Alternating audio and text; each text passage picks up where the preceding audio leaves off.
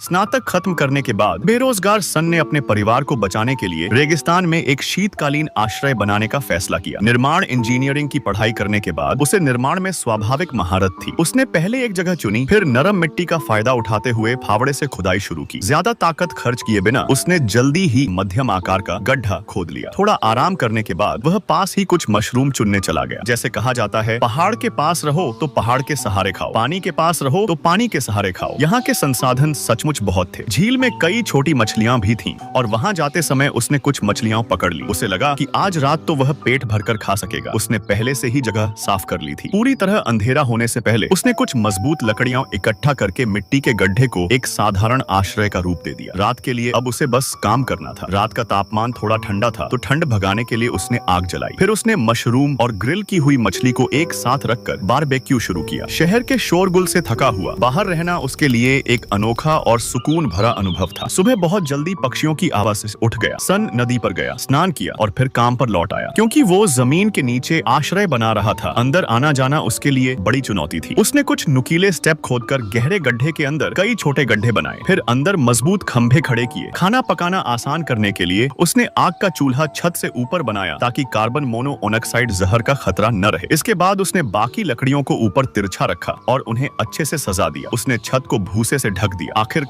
एक आश्रय बनाने में समय तो लगता ही है। पेट में भूख थी, इसलिए भाई मछली पकड़ने झील पर गया। काफी मछलियां पकड़कर वापस लौट रहा था, लेकिन रास्ते में उसे एक जहरीला सांप दिखाई दिया। ये देखकर वो तुरंत चौकन्ना हो गया और अपनी चाल और तेज कर दी। सबसे पहले उसने सुरक्षा व्यवस्था बनाने की तैयारी की। अगर कोई रात में रेंगते हुए अंदर घुस आता तो उसकी जान को खतरा हो सकता था। जहाँ तक गेट की बात है, वो भी उसी सामान से बना था। चमकदार तो नहीं, लेकिन सुरक्षा का मजबूत एहसास देता था। सन ने गर्मियों का पूरा मौसम यहीं पास में गुजारा। ये था उसके अपने हाथों से बनाया गया पहला गुप्त ठिकाना। सन फिर से अपने आश्रय में लौटा। इस बार साथ में ढेर सारे OSB बोर्ड लेकर आया। अंदर से सावधानी के साथ निर्माण शुरू करने के लिए तैयार था। उसने औजार से कटाई की, बोर्ड को जरूरत के मुताबिक लंबाई में ढाल लिया। फिर सन ने अंदर की दीवारें जमाना शुरू किया, किनारों और कोनों को मजबूती से ठीक किया। इससे न सिर्फ जगह साफ सुथरी दिखने लगी, बल्कि थोड़ी इंसुलेशन भी मिल गई। सन ने बड़े बोरे फैलाए और एक बड़ा बिस्तर बनाया। इसके बाद उसने फोल्डिंग फायरप्लेस निकाली। अब ठंडी रातों से डरने की जरूरत नहीं थी। चिमनी बनने के बाद भी सन ने आग के खतरों को नजरअंदाज नहीं किया और पूरी सावधानी बरती। अब सब कुछ तैयार था। सबसे पहले उसने सूखी लकड़ियां जलाकर अंदर का तापमान बढ़ाया। फिर सन ने एक साधारण सा डाइनिंग टेबल भी बना लिया। अब घर छोटा होते हुए भी पूरी तरह से सजा संवरा था। अंदर सब बिल्कुल सुरक्षित था। सन वहीं खाना पकाता, खाता और आराम से सो जाता।